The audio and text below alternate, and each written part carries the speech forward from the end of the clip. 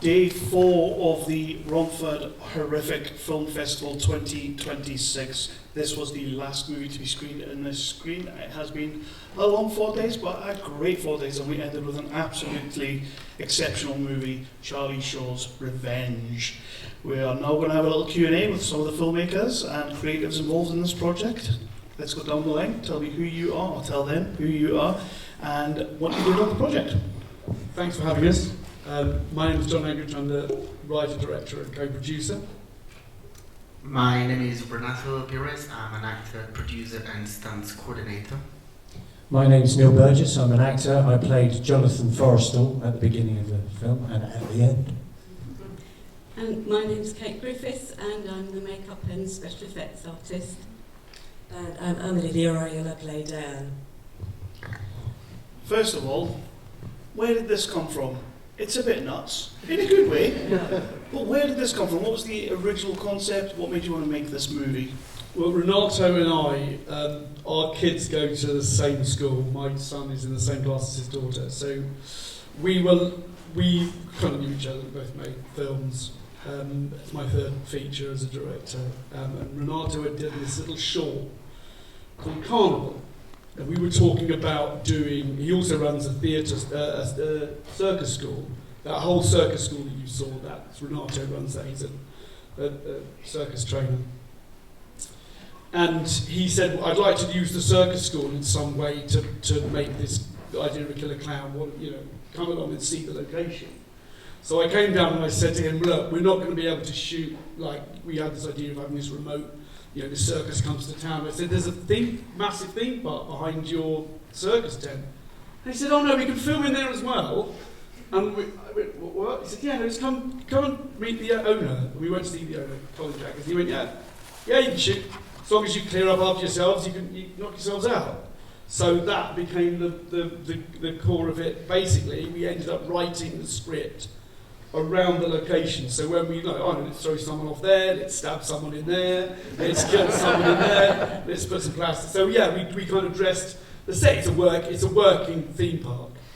So we could only film, we could film around them being open. So we just go in, as soon as it's shut, we go in, make it look like it wasn't open, change the signs because it's not catch.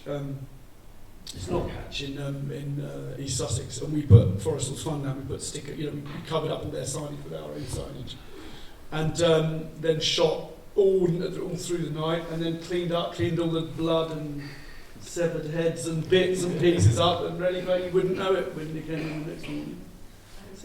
Hopefully, yeah. Fingers crossed, yeah. And then once you've got your concept and your story that you're ready to run with, we've got some of our panel here. How do you then get these people involved? Did you already know them all and it was a pleasure to just come and jump on board? How did everybody get involved in this project? So initially I wanted to find actors that had some sort of physicality for the circus department. So we had the casting process, and we then have the training process with Amelie, Molly and Kerry, where we went to training. So they came to my circus school to get the training, where the actors like Bill Fellas, Mark Bentel and Neil were cast directly from John. So that was the process of the cast. We took around 1 year in prep. And for the rest of our panel, how did you guys get involved? Well, I've known John, the director, since I was 17. We went to college together and we did A-level drama together. And I saw John as a fledgling filmmaker. We were lugging around huge video cameras that cost £1,000 and weighed a ton when we were 17 round Lewis. And John even then was an avid filmmaker. I was more on the acting side. John would climb up trees with all this equipment and our teacher would run off and hide while he did it so he could get aerial shots of us walking in the park. And they were magnificent. So I always knew that he had a leaning towards that. We would write a lot of scripts and things like that together and do a lot of improvisation. And John has kept in touch with me ever since, and vice versa. And every now and then, when he's got a little part for me, he gives me a ring. Kate. So I just got a phone call one day from John, who said, do you want to come do the effects on this film? I've got an amazing amusement park and it's going to be a great opportunity. And I thought, okay, as long as I can get a few good kills in there. You're going to say something paint job. It's in some of my work from other films, so Hosts, which Best we kill. won Best Kill for, Wrong yeah. best kill. So yeah, it was a great one to work on. Apart from those long cold nights, long cold nights. So I've worked with the lovely Kate before as a zombie, and she saw me on tour with Cirque du Soleil, but not as an aerialist, but as a puppeteer. And she was like, "Oh, you work for the circus? Can you do aerials as well?" I was like, "Yeah, but not at circus level. But yeah, I've been doing it for 5 years." So she got me in touch with John, and I auditioned for it, and then had a day with Renato, and they're like, "Yeah, you should be able to do the part." Yeah. So it is long days. It's working mostly at night. So you say you're working on a fully functioning theme park, although it's kind of closed when you guys are there. What kind of challenges does that throw up? And then what were some of the creative ways that you worked around that? It literally rained every single day. It rained every day, didn't it? It rained every day. So you'd set up for a shot or a take or a sequence, and then it would rain, and then you'd be sitting there under the. Or half of the scenes are shot with, like, you know, that big long, like, industrial blue roll you get. Yeah, shoved into gutters just to stop the rain. The loads of scenes are actually taken. The last shot we filmed, which is the foot kicking the paraffin, that was under a gazebo in driving rain. So yeah, the challenge was we had a really tight schedule and it rained. So we had to really think on the fly, didn't we? Yeah, we had to, so there was a lot of prep, especially obviously with the kills, because it's not something you can just like quickly get your blood pump out and do. You've got all the prosthetics, all the pumps, the clear away, you've got to do take after take. You know, they weren't all one take wonders, some of them were, but yeah, it was a lot of planning and prep in that one. It was a very cold season as well. And those poor actors, honestly, the blood, You're hanging upside down. hanging upside down. It was like 3 degrees. I think that day was 3 degrees, and the tent was really big. And I was like, "Are we going to heat the tent?" I was like, "No." I was like, "Okay." We had to have a rehearsal on that special kill where we had to be hanged down, and we reckon it was about 60 seconds that your blood pressure starts to articulate. So we had to go multiple times before the camera to and With a cup of blood. Cup of Yeah. blood in your hair like that. Blood and Blood dripping, Yeah. and then re-drip, Yeah. and then obviously you had to have towels, blankets and things to get her warm. So yeah, those kills were quite tough for everyone. Yeah, we shot in April to May, which obviously during the day is fine. But at night, it was just, sometimes it was freezing, wasn't it? Well, I was alright, I was in the North Face, but, the actors are... So with that, all the things that you know about what was going on behind the scenes and how challenging it was to get it done, is there anything that you see up on the screen when you watch that today or any other time when you've watched it on the big screen that you're just amazingly, just ridiculously proud that you managed to get the shot? Yeah, I mean the stuff at the end with the hanging upside down. For me, that was the challenge because we shot that you only had 60 seconds. We shot that with 3 cameras, didn't we? We shot the wide and then walk up with a camera on the. I remember to have this. I was there with the stand with Amelie as well, Katie makeup, and I have the summer seasons run like, "We need you on set. We need you right now. We need to have the stands." And I think the problem is as well because of the blood. You don't want that to smear, so you can't really wear layers in between. And then also when you climb up, you go upside down. You can't breathe. You shouldn't be breathing because you're dead. But then your body starts like shaking, and they're like, "Are you tired?" I was like, "No, I'm just so cold to the bones." So it's just that kind of thing. But then watching that now, and obviously Carrie's being so amazing, swapping from one personality to the next, I'm like, whoa, it was so worth it. And the continuity was a nightmare because we shot obviously out of sequence as you always do, and it was a particular nightmare. That was it? But I don't think there's anything that doesn't work. So, but obviously each time we have to reset and make the blood. I did feel for them. That shot with the van coming around the corner and going over the spikes, we so planned to do that like 20 times we got it on the first take. That was crazy. To look around and putting focus, and then down to the spikes. So that's going to be like 20 takes in the middle of this wood at night, and it was first take. So I was chuffed with that. You know, things that filmmakers, things that you think are going to be really easy. Oh yeah, that'd be easy, and then you're all night on it. And other things you just hit it straight away, and you're like, yeah, you never can tell. But with that, was there anything that any of you guys remember that you did shoot, you really wanted to keep it in the film, but it had to go? Yeah, there's a shot at the end there's a shot at the end with Amelie, Charlotte, when she goes up to the gate and holds onto it, and then just after she's done the flamethrower thing, the flame. There's a fabulous shot, but it just looked out of place, so we don't have to get rid of that. There's a few bits of bobs that we just thought we were saying the same thing over again. The scene that we had the introduction to Marion. Yeah. Where there was they look at her and go, oh yeah, I know who she is. You know, she fires people without warning, etc., etc. And I think also, obviously you've got the runtime, but the clown, because there are actually 5 stages of clown, and obviously with the edit you don't see as much of those, as he becomes more and more deranged, the stages of the makeup, but I think he comes across as changing throughout the film. What's everyone's favourite kill in this movie?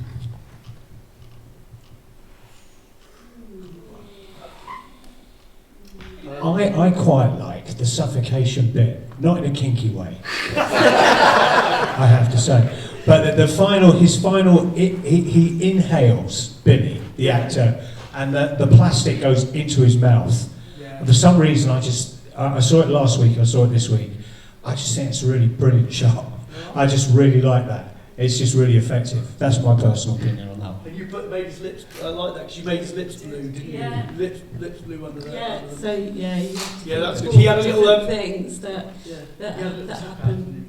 Yeah. Tap out, if you'd be like, tap out, but actually no, have a signal, because you're going to look like you're choking, but actually have a thing you do if you are actually suffocating. Yeah. Or shall we just suffocate him? Yeah, you couldn't be here today, sorry. It was a difficult one for him to do, and he's only, he was only 18 or something. His first film, yeah. So it was a tough one. Yeah.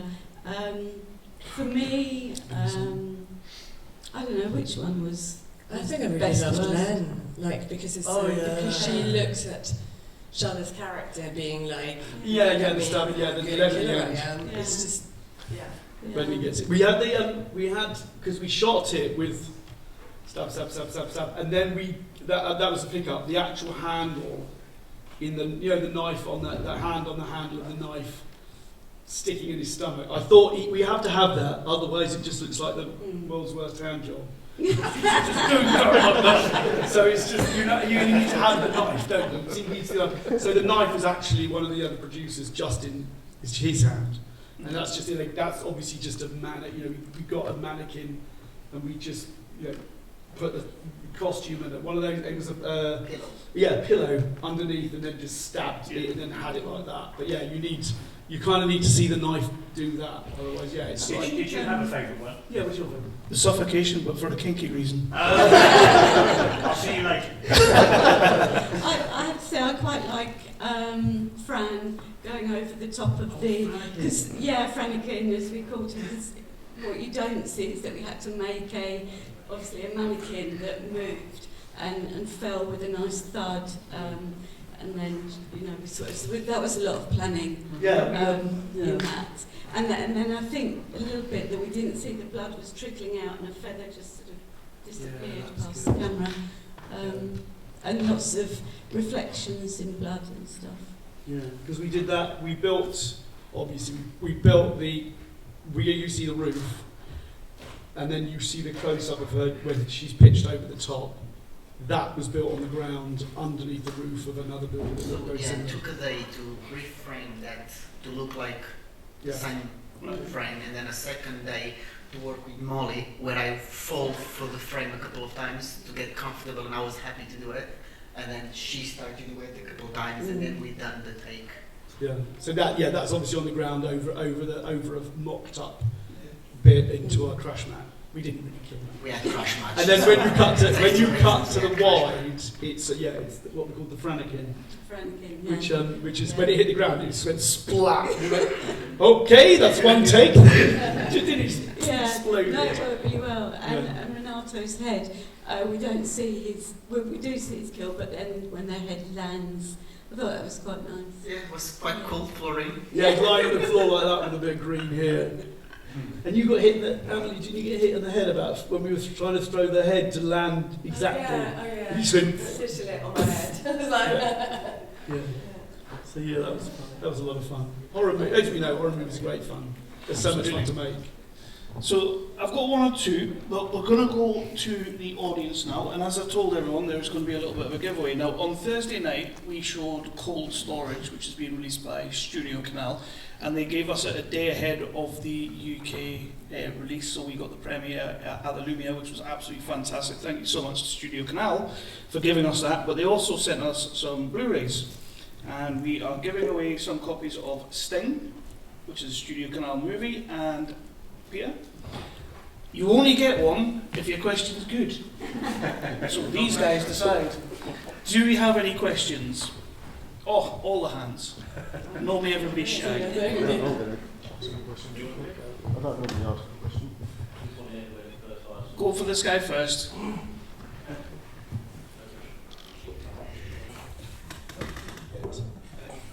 Hello. Hello. Just a simple one. Did you get James Payton a role for the role of Charlie Shaw? How do we get him involved? So, it was through this agent. Yeah, we just, asked him.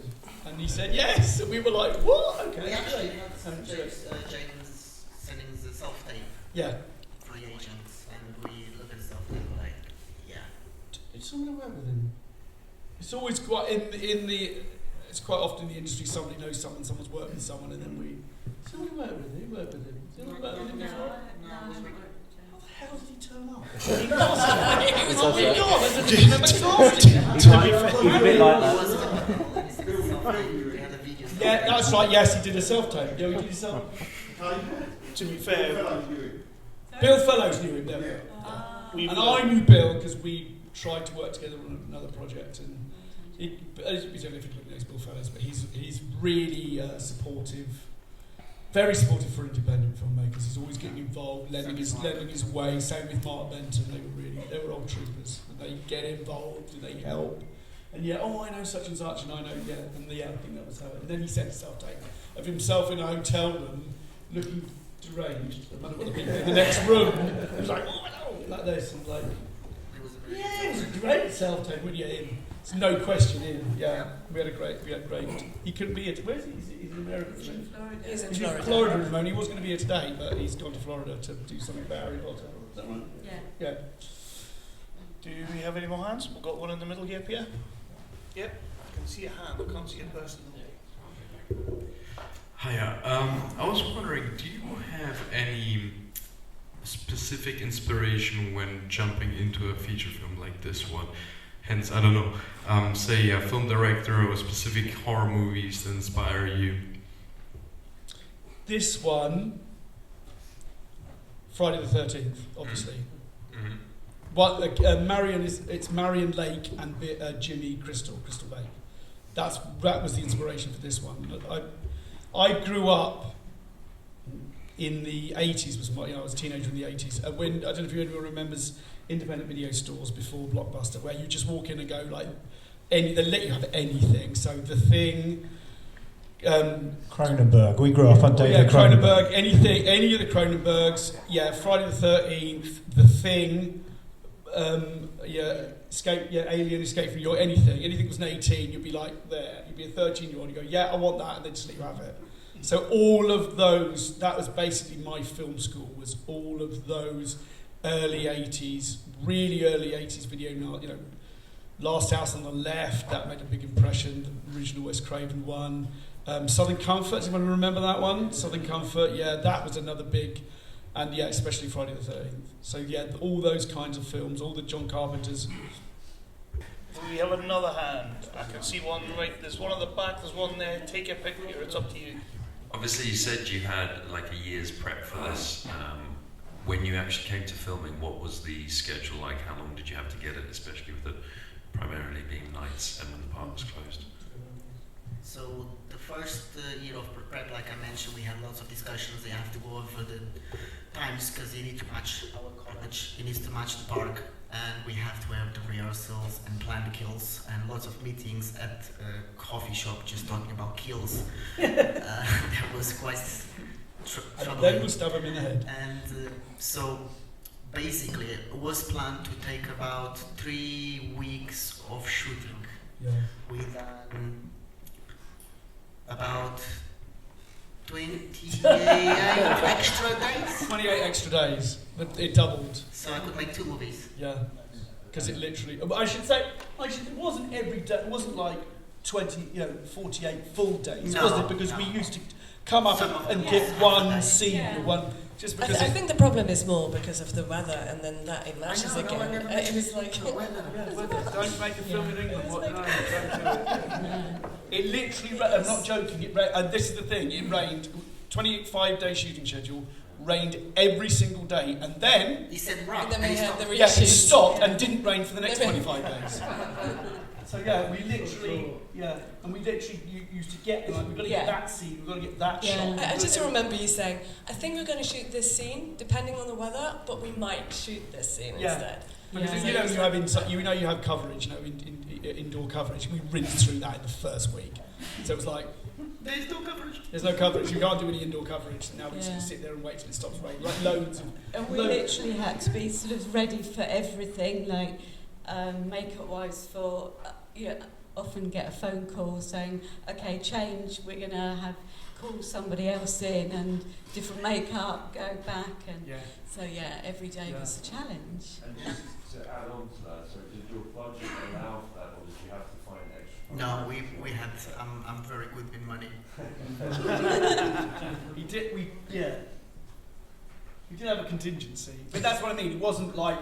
It wasn't the entire crew for that extra 25 days. I was about to say it was a smaller crew. We just need to get that bit. Yeah. Because And it was clear what you wanted. You get most of the scene, but then it would you'd be rained off now. All those little extra bits. So after we finished the first vlog and it was done, we have to come back about the weather. I had to sit down in the office going over the extra days, finance, budget and everything, and I said to John, this is what you have.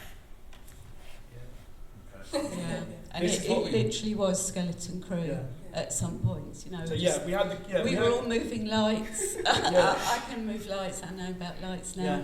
And smoke, sound. I think. sound.